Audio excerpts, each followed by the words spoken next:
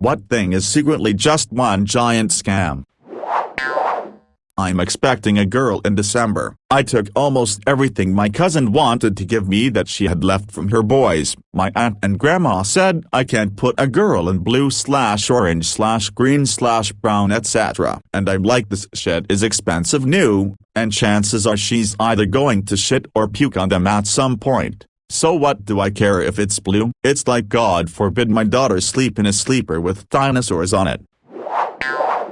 My wife made bank buying and reselling used baby clothes. She got familiar with all the hot brands on eBay at the time, and when she was looking for clothes at the thrift store, consignment shops for our kids, she'd buy a bunch of other stuff to resell. A hat for a 2-year-old's outfit she sold for $70. Just the hat, not the matching dress and jacket. The brands would change the materials and patterns they used each year, and some moms were obsessed with getting the whole outfit. I still remember a lady walking by when my daughter and I were out somewhere and she said, "Nice, Hannah." She didn't say, "Your daughter looks cute in that dress." She had to drop the brand name to show she was up on fashion.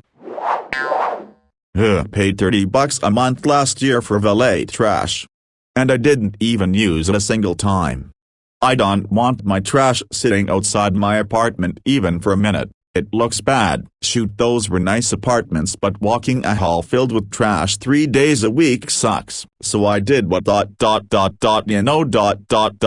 normal not lazy people used to do, and walk all the way to the end of the hall, a whole 50 steps away, to throw it down the chute. And I was actually, bar none, the further door away from the trash. I know, can't even believe I'm not jacked. Also, I know we use garbage man on trucks of course, but this apartment just had some woman in her 30s wearing plain clothes come pick it up, and it always just felt wrong to me. She's not my maid. So yeah, 30 by 12 good times paying $360 for legitimately nothing at all.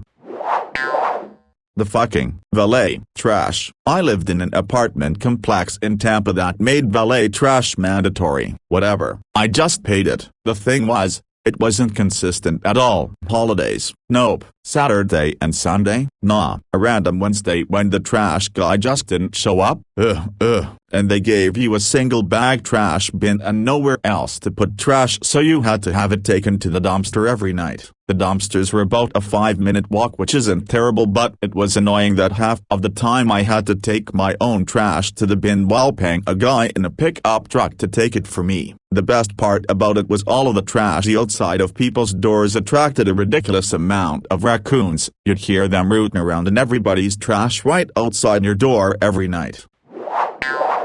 Casinos. All of the casinos in my state are video poker and video slot machines. There are barely any table games left. No one is happy. No one is having fun. It's just a room full of zombies feeding the machines and losing money. Every person I talk to is convinced that they know the secret formula to win. You cannot win. It might sound trivial, but the old slots were just a spinning reel. These new machines are extremely addictive. The way the lights flash and the sounds go off like bing bing bing. Winner of 40 cents. The entire thing is a psychology hack to give people the impression that they're winning when they're not.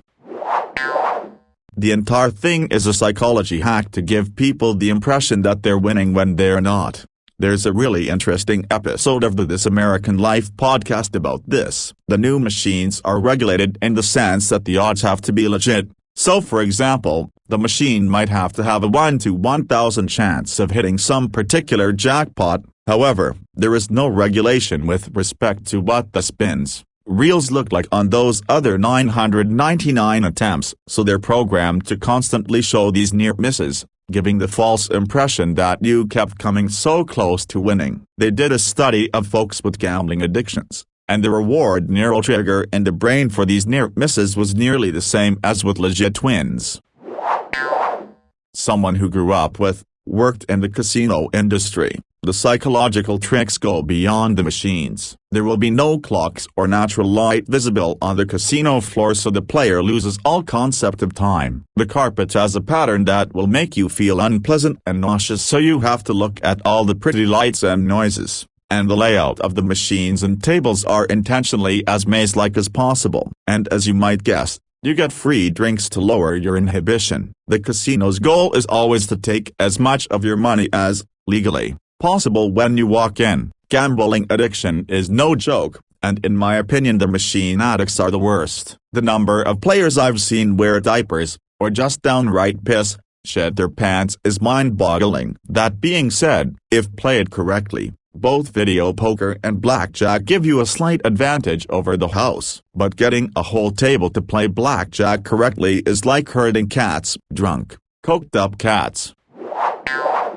I will be honest, I would go to a local casino for the sportsbook, and seeing the mainly older crowd just playing slots almost brings a tear to my eye. None of them look happy, almost just going through the motions. The truth is they have nothing better to do, and it is so sad. Slots play on our psyche, 7 times more addictive than normal games. I just think how they could be actually having fun and saving money doing literally anything else. I totally agree with you. My fiancé and I got to Vegas once a year for the shows and restaurants, and the last we were there we were early for a show, so we were wandering around the casino area and decided to play some video slot machines. I noticed a lady get up and walk out of the casino on one of our walking loops while we were killing time, and when we came back to that machine I decided to sit down. My guess was she pumped a bunch of money in, lost it and left. So I played that one. We each put $5 into adjacent machines and hit roll a couple times. Mine hit $140 and I bought drinks the rest of the night. To be fair, there are ones that work, but they are mostly just stimulants that suppress appetite. It's not the same as burning fat necessarily, but I mean, crystal meth will make you lose weight. There's some indication that caffeine will too, but the effect size is tiny. But that's not what you're talking about. What's dangerous about a lot of commercial fat-burning products is that they are very often just a mixture of diuretics and caffeine, itself a diuretic as well as a stimulant. The weight loss is essentially temporary, because it's literal water weight, and the dehydration that ensues can be potentially lethal. We can blame the plastic lobby for that. They are allowed to put the recyclable symbol on anything, whether it is recyclable or not. Materials which are not recyclable slows down the process and damages equipment. Single-use plastics are the literal worst. In case people don't already know how plastic is made, its main ingredient is a derivative of fossil fuels like natural gas.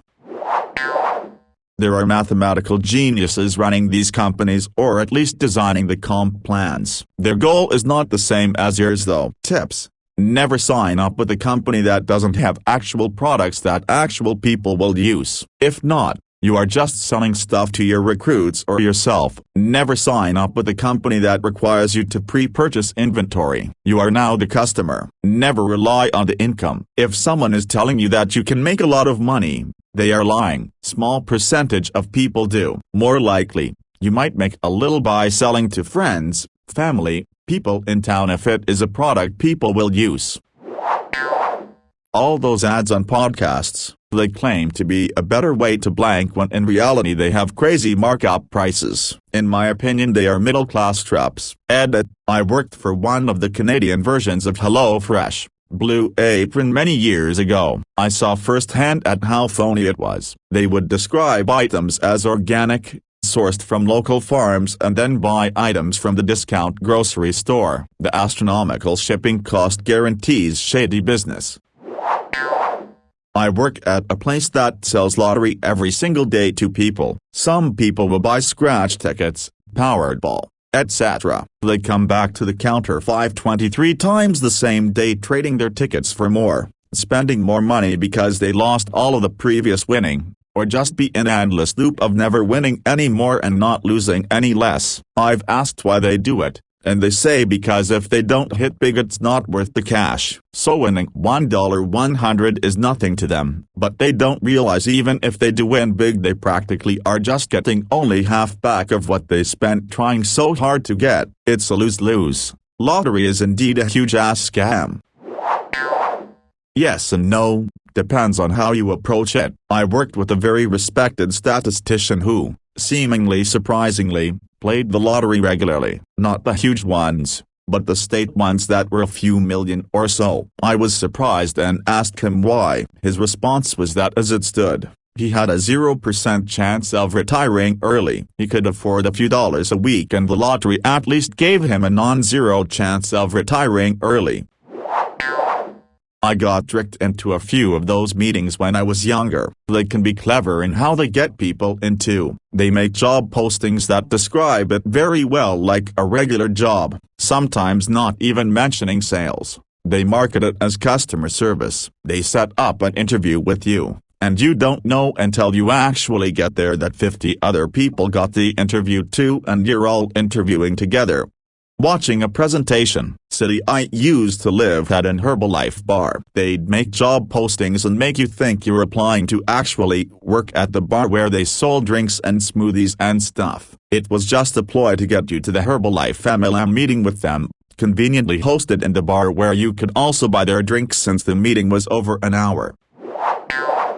It's not a secret to some of us, but American healthcare is a scam on a scam within a scam. A hospital will charge overinflated prices. Box of tissues, sometimes listed as mucus recovery system. A single tissue box in a hospital costs $8. Gloves charged to patient, $53 per non-sterile pair. Sterile or higher, for a total of $5,141 during average patient stay. Cup medicine. Cost is for the plastic cup used to administer medicine, not the actual medicine inside it. Charge to patient, per cup, $10, for a total of $440 during average patient stay. Edit. I have heard so many horror stories. We must organize and vote according to this issue, so this Reddit sub isn't going to reach the people necessary to change this nightmare. Why are nightly news shows not talking about? I know why. We can't rely on them. We have the internet. Every social media platform needs to be flooded with people talking about this one issue. Farms that grow free food, beer, weed to be distributed in the streets nationwide with water. This moment would be on voting days. Each local election would be dissected by experts sympathetic to our cause. They are organized. If we want to progress society, then we are going to have to do it ourselves. Let's go. I pay monthly around $400 in taxes in my country, but I know for sure I can walk tomorrow into a hospital with anything, and not only the appointment and other costs will be covered, the medication will also be free. Any additional surgeries or exams would also cost me nothing. Also, my sick days, not vacations, sick days from work would be paid by the state, and a little sum by my employer. And your politicians brainwash you Americans that the healthcare in other countries is crap, and we have wait times of months. All untrue. They just don't want you to see how good the rest of the world has it compared to your healthcare. My sister-in-law pays $1,600 a month in New York City for her and her husband's healthcare and are still billed at the doctor and hospital for extras not covered. I always had this kind of thought that, dude, we should live our life. 1/3 of our life consists of working a job, or studying for a job. Another 1/3 is sleeping, and the last 1/3 is free time, of which you then also need to spend with other stuff you don't want. And then, at 64 years you are finally allowed to live your life without working your ass off anymore. But you also, statistically, have less than 20 years left to live, and might already be too broken and sick, maybe due to your work as well, to do anything but sit at home. I don't mind the constant dread of someday I die, but knowing that I spend my days like this and might die before I can enjoy the rest of my life, that kinda gives me goosebumps at times. I know this is currently how civilization works, but I still find it kinda questionable. 1. If my employers put on a big show of putting recycling receptacles throughout the plant, we generated a lot of recyclable plastic waste throughout the day, and some green-minded employees had been suggesting we recycle more for quite a while. One day I happened to be outside when the garbage truck was emptying our dumpster. That is, our one and only dumpster. Fuck. All those fancy recycling cans just got thrown into the trash every night. Assholes. Every time someone starts ranting about evil socialism and how great our system is even if it's expensive, I think about my mom who had $2-3 million worth of healthcare spent on her when it would have been $500,000 max in any other developed country, and it was all paid for by taxes because she was dead broke. So instead of paying normal costs with taxes, it was millions. The kicker is that she didn't even survive. People's tax money was just throwaway thanks to balloon costs, and all of it could have been avoided if she was able to afford to go to the doctor when she first noticed a lump in her breast. But no, she had to wait to save up to go to the doctor, and by the time she could afford it, it had developed to stage 4. What a fucking joke, and the punchline is pain and death.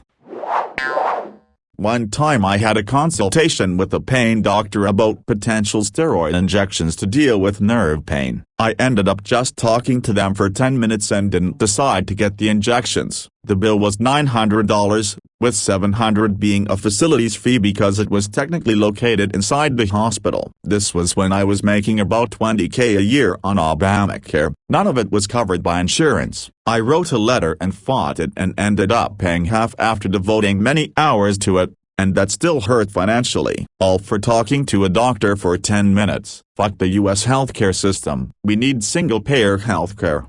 Period. Paying for college in the United States. The thing I hate about the current educational system in the United States is that it is designed to put the student in debt. As of 2020 to 2021, the average a student can expect to pay for 1 year's in-state tuition and fees is $25,864 at a 4-year state university, and out-of-state tuition is $43,721. As of 2021, the maximum amount of federal Pell Grant money a student can get per year is only $6,495. That leaves the in-state student with $19,369 they have to cover somehow, and that almost always means borrowing the money. As a result, it's common to see a student graduate college with a bachelor's degree, and well over $50,000, $60,000, in debt that they'll have to start paying off about 6 months after they get out of college. The government knows this, and the lending institutions know this. Students are getting screwed by the system. The fucking wedding industry in the US, $20,000, $30,000 for a single day, stressful as hell event. When I learned a photographer alone runs $5,000 minimum, I almost puked. And a lot of venues didn't give a shit about COVID and hosted packed weddings, resulting in deaths because we got absolute slime balls. Now before all the vendors dogpile me, let me be clear, I'm fully aware why you guys charge as much as you do. I also hope you understand why an average person like me looks at the price and says hell number. And for those that want a conventional wedding, if you can swing it, do whatever you want. My wife and I did a sandals all-inclusive vaca/wedding/honeymoon, which has its own pros and cons but still a no-brainer due to the cost and convenience. I've been married for 11 years. We're going to go to City Hall, but my grandma really wanted us to get married in her church. We rented the church hall for $100 for the day, made a donation of $100 to the church and gave the pastor a $50 gift card to the local bookstore. Total cost was maybe $500 for everything, and there were very few details to plan or keep track of. We told everyone to dress casual. My mom made simple lunch-style food and my friend took some photos with our camera. It was great, everyone had fun, and we have really sweet memories from that day. My sister had a $25K plus wedding. It was a nightmare of stress, not only for her, but for everyone involved. It's been a few years, but she still says that she regrets not keeping it simple. I'm currently planning my nuptials, and this is the reason I'm getting as much of my wedding stuff on sale or cheap or not even labeled wedding. I paid $800 for my dress including shipping because I refuse to pay for an actual wedding dress. We're getting wedding rings off of Etsy, so they're under $600 for a bridal set. I refuse to pay for printing. I bought cardstock and I have Google Drive, so I'm making all of my stationery at home. I want a nice wedding, but I cannot justify paying multiples of $10,000 for one party day.